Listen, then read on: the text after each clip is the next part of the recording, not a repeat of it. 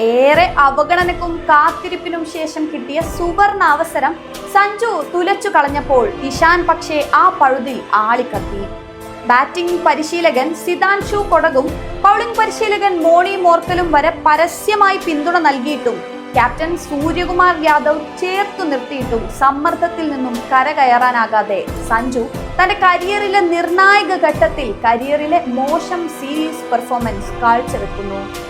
ആകെ 5 മത്സരങ്ങളിൽ നിന്ന് 46 റൺസ് മാത്രമാണ് നേടാനായത്. 20+ സ്കോർ വന്നത് 4ാം T20യിൽ വിശാഖപട്ടണത്ത് മാത്രം. മറുവശത്ത് താൻ പിടിച്ചുവാങ്ങിയ സ്ഥാനം സംരക്ഷിക്കാൻ ഏതറ്റം വരെയും പോകുമെന്ന മെന്റാലിറ്റി ആയിരുന്നു ഇഷാന്. കാര്യവട്ടത്ത് നടത്തിയ വെടിക്കെട്ട് സെഞ്ചുറി അടക്കം ഈ സീരീസിലെ 4 മത്സരങ്ങളിൽ നിന്ന് നേടിയത് 215 റൺസാണ്. അത് നേടാൻ താരം ചിലവാക്കിയ പന്തുകൾ 100ലും താഴെയാണ് എന്നത് മറ്റൊരു വസ്തുത.